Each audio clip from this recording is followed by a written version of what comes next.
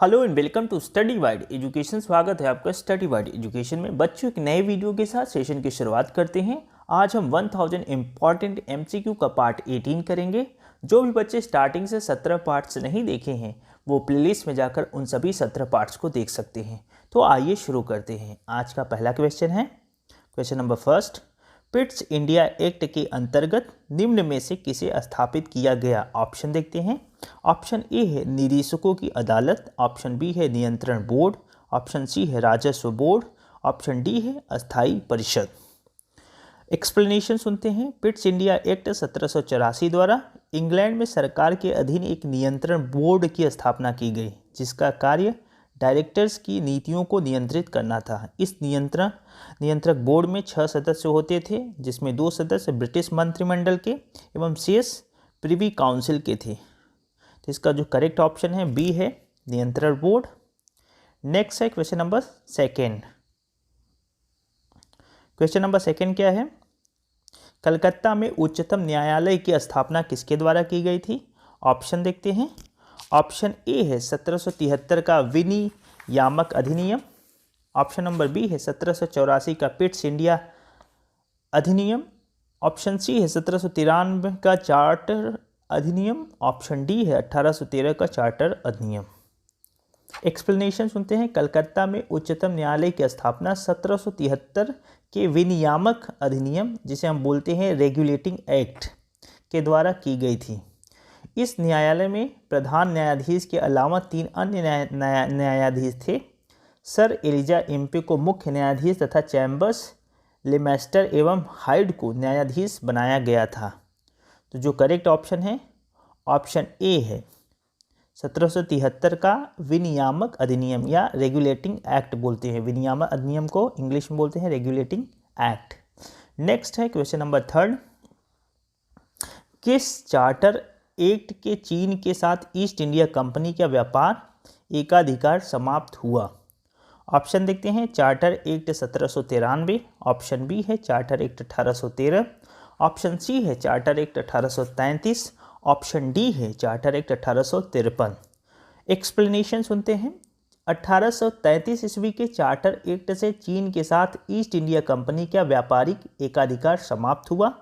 1833 ईस्वी के charter act की धारा 87 के द्वारा योग्यता को ही सेवा का आधार स्वीकार कर लिया गया। इस एक्ट के द्वारा बंगाल के गवर्नर जनरल को भारत का गवर्नर जनरल बना दिया गया। तो जो ऑप्शन सी है चार्टर एक्ट 1833 ये करेक्ट ऑप्शन है। नेक्स्ट है क्वेश्चन नंबर फोर्थ। सांप्रदायिक निर्वाचन क्षेत्रों की पद्धति की शुरुआत भारत में किसके द्वारा हुई? ऑप्शन देखते हैं। ऑप्शन ए है 1892 का भारतीय काउंसिल अधिनियम, ऑप्शन बी है 1909 का मिंटो मार्ले सुधार, सी है 1919 के मॉन्टेग्यू चेम्सफोर्ड सुधार, ऑप्शन डी है 1935 का भारत सरकार अधिनियम। एक्सप्लेनेशन सुनते हैं। सांप्रदायिक निर्वाचन क्षेत्रों की पद्धति की शुरुआत अक्टूबर 1909 में मुस्लिम प्रतिनिधि मंडल आगा खां की मांग पर मिंटो मार्ले सुधार द्वारा हुई। उस समय भारत के सचिव लॉर्ड मार्ले और वायसराय लॉर्ड मिंटो थे। तो जो करेक्ट आंसर है ऑप्शन बी 1909 मिंटो मार्ले सुधार के अकॉर्डिंग। नेक्स्ट है क्वेश्चन नंबर फिफ्थ। भारत में प्रांतीय स्वायत्तता शुरू की गई थी। ऑप्शन देखते हैं। ऑप्शन ए भारतीय परिषद अधिनियम 1909 द्वारा, ऑप्शन बी है भारत सरकार अधिनियम 1919 द्वारा, ऑप्शन सी है भारत सरकार अधिनियम 1935 द्वारा, ऑप्शन डी है भारतीय स्वतंत्रता अधिनियम 1947 द्वारा। एक्सप्लेनेशन सुनते हैं। भारत सरकार अधिनियम 1935 की सर्वप्रमुख विशेषता प्रांतीय स्वायत्तता की स्थापना थी। इसके द्वारा प्रांतों में द्वैध शासन का अंत और पूर्ण उत्तरदायी शासन की स्थापना की गई। इसके द्वारा केंद्र में द्वैध शासन की शुरुआत की गई। तो ऑप्शन सी जो है भारत सरकार अधिनियम 1935 द्वारा, ऑप्शन सी जो है करेक्ट आंसर है। नेक्स्ट है क्वेश्चन नंबर 6।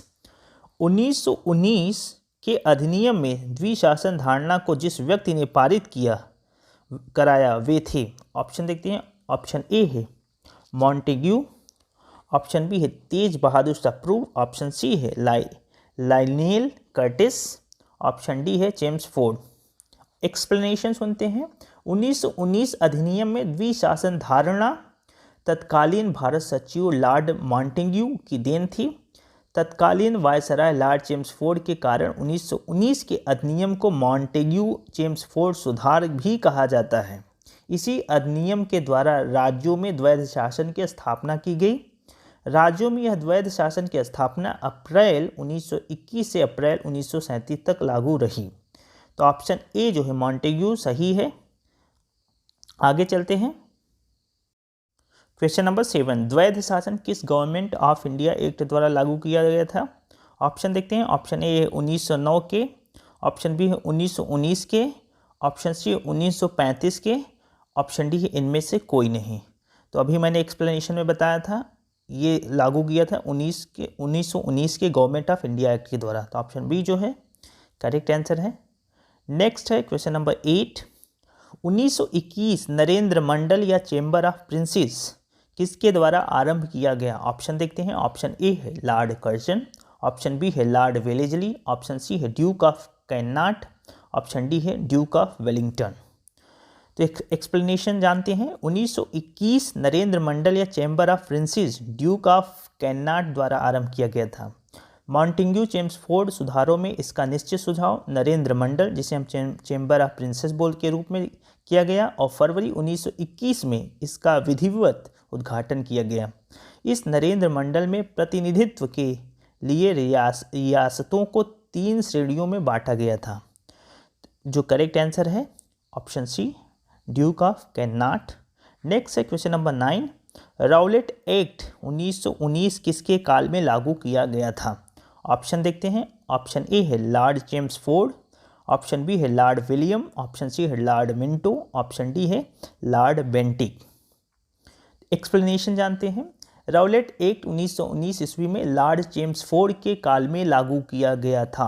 भारत में क्रांतिकारियों के प्रभाव को समाप्त करने तथा राष्ट्रीय भावना को कुचलने के लिए ब्रिटिश सरकार ने न्यायाधीश सर सिडनी राउलेट की अध्यक्षता में गठित कमेटी के सुझावों को मार्च 1919 में लागू कर दिया। इस विधेयक के अनुसार मजिस्ट्रेटों के पास यह अधिकार था कि वह किसी भी संदेहास्पद व्यक्ति को गिरफ्तार करके उस पर मुकदमा चला सकता था तथा उसे अनिश्चित काल तक के लिए जेल में रख सकता था। इस एक्ट को बिना अपील, बिना वकील तथा बिना दलील का कानून भी कहा गया है।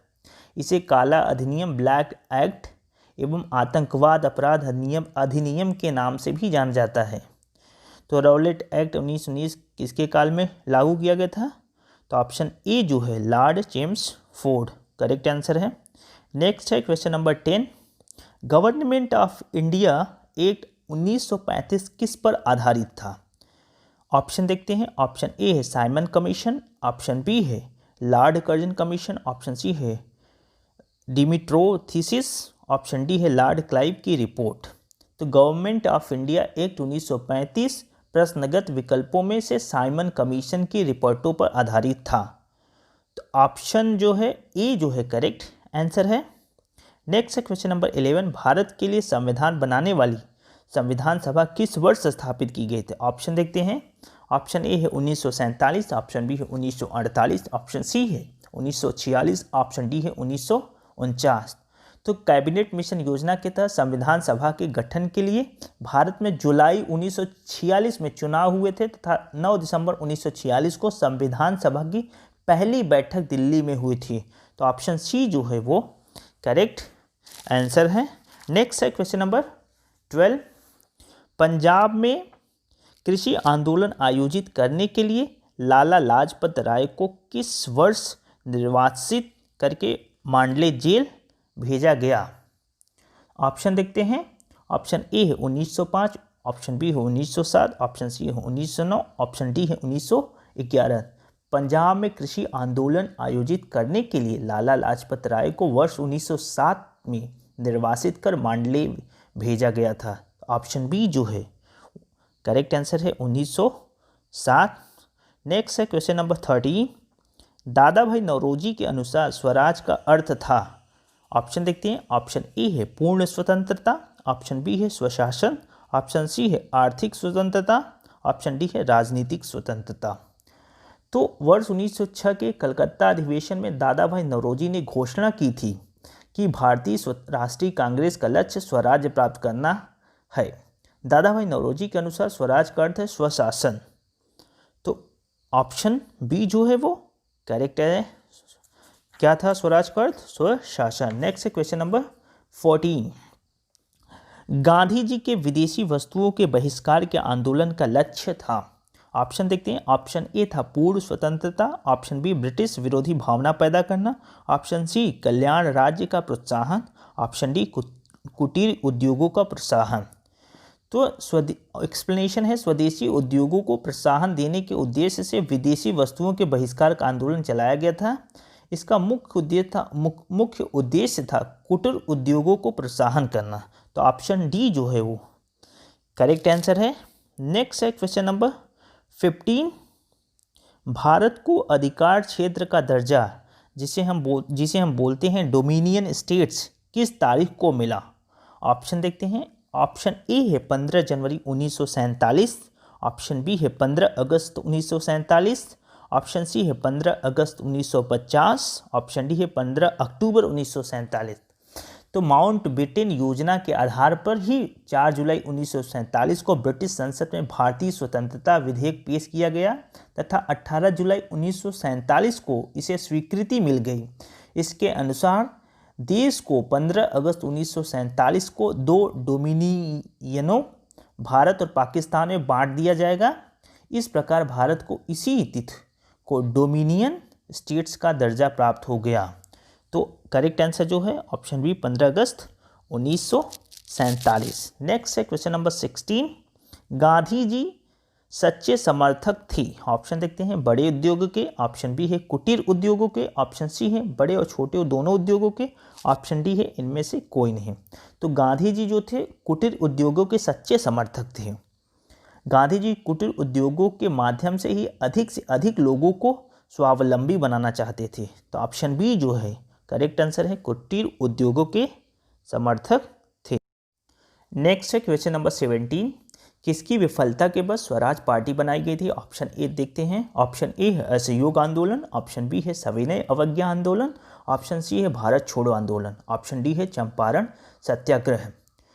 तो स्वराज पार्टी बनाई गई थी असहयोग आंदोलन की विफलता के बाद। वर्ष 1923 में स्वराज पार्टी बनाई गई थी। इसके संस्थापक अध्यक्ष CR दास और महासचिव मोतीलाल नेहरू थे। इस पार्टी का मुख्य उद्देश्य चुनावों के माध्यम से काउंसिलों में प्रवेश कर तथा उन्हें काम न करने देकर 1919 के भारत शासन अधिनियम का उच्छेदन करना था। तो जो करेक्ट आंसर है ऑप्शन ए असहयोग आंदोलन के बाद। नेक्स्ट है क्वेश्चन नंबर 18। CR दास और मोतीलाल नेहरू स्वराज पार्टी बनाई थी।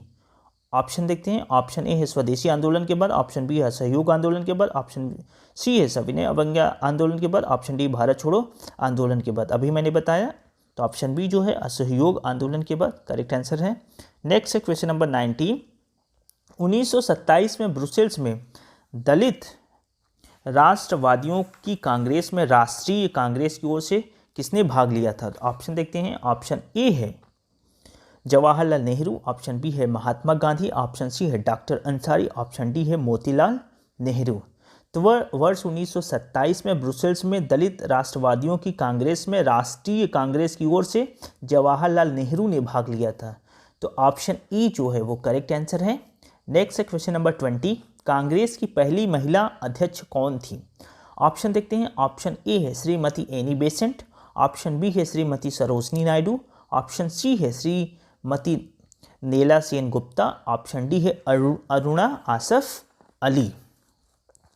तो कांग्रेस की जो पहली महिला अध्यक्ष थी वो श्रीमती एनी बेसेंट थी। कौन थी? श्रीमती एनी बेसेंट थी। भारतीय राष्ट्रीय कांग्रेस की पहली महिला अध्यक्ष एनी बेसेंट थी। उन्हें 1917 में कलकत्ता में इस पद के लिए चुना गया था।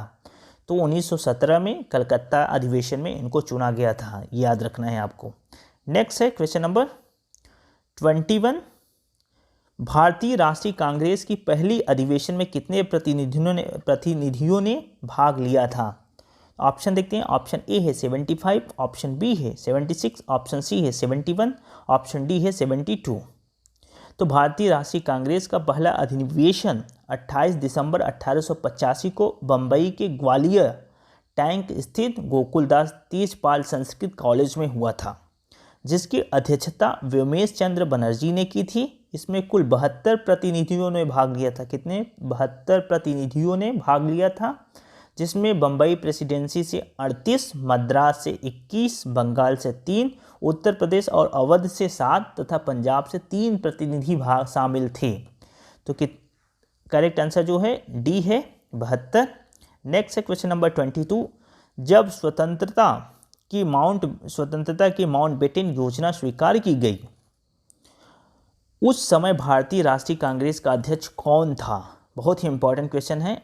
ऑप्शन देखते हैं। ऑप्शन ए है जवाहरलाल नेहरू, ऑप्शन बी है सरदार पटेल, ऑप्शन सी है मौलाना आज़ाद, ऑप्शन डी है जेबी कृपलानी। तो 14 जून 1947 को माउंटबेटन योजना स्वीकार की गई थी। उस समय भारतीय राष्ट्रीय कांग्रेस के अध्यक्ष जेबी कृपलानी थे। नवंबर 1947 में जेबी कृपलानी ने कांग्रेस की अध्यक्षता से त्यागपत्र दे दिया। तो करेक्ट आंसर जो है डी है। नेक्स्ट है क्वेश्चन नंबर 23। बाल, पाल तथा लाल अत्यंत प्रमुख नेता थे।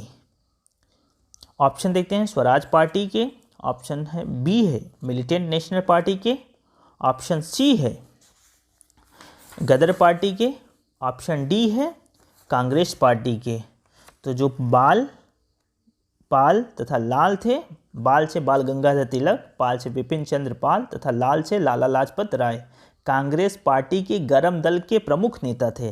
तो ये कांग्रेस पार्टी के गरम दल के प्रमुख नेता थे। तो ऑप्शन डी जो है करेक्ट आंसर है। नेक्स्ट है क्वेश्चन नंबर 24। सुभाष चंद्र बोस ने भारतीय राष्ट्रीय कांग्रेस से निकलने के बाद किस पार्टी की स्थापना की थी? ऑप्शन देखते हैं। ऑप्शन ए है Indian National Army, option B है रिपब्लिक पार्टी, ऑप्शन सी है फॉरवर्ड ब्लॉक, ऑप्शन डी है सोशलिस्ट पार्टी। तो सुभाष चंद्र बोस ने कांग्रेस के त्रिपुरी अधिवेशन 1939 में गांधी जी से मतभेद होने के बाद फॉरवर्ड ब्लॉक पार्टी की स्थापना की थी। तो 1939 में फॉरवर्ड ब्लॉक की स्थापना की थी। ऑप्शन सी जो है करेक्ट आंसर है। नेक्स्ट है क्वेश्चन नंबर 25। आज का लास्ट क्वेश्चन है। भारतीय राष्ट्रीय कांग्रेस के प्रथम मुसलमान अध्यक्ष कौन थे? ऑप्शन देखते हैं। ऑप्शन ए है मोहम्मद अली जिन्ना, ऑप्शन बी है Badruddin Tyab ji, option C sir Syed Ahmed Khan, option D है अबुल कलाम आज़ाद। तो 1887 ईस्वी में मद्रास में हुए कांग्रेस के तीसरे अधिवेशन की अध्यक्षता बदरुद्दीन तैयब जी ने की थी। वह भारतीय राष्ट्रीय कांग्रेस के प्रथम मुसलमान अध्यक्ष थे। तो ऑप्शन बी जो है करेक्ट आंसर है।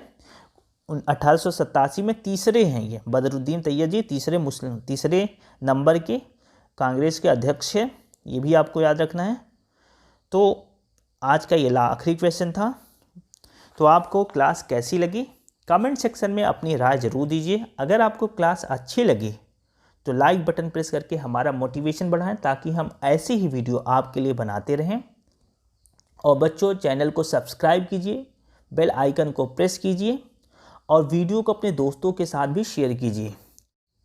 तो बच्चों आज के लिए बस इतना ही। फिर मिलेंगे एक ऐसी ही वीडियो के साथ। तब तक के लिए नमस्कार, धन्यवाद।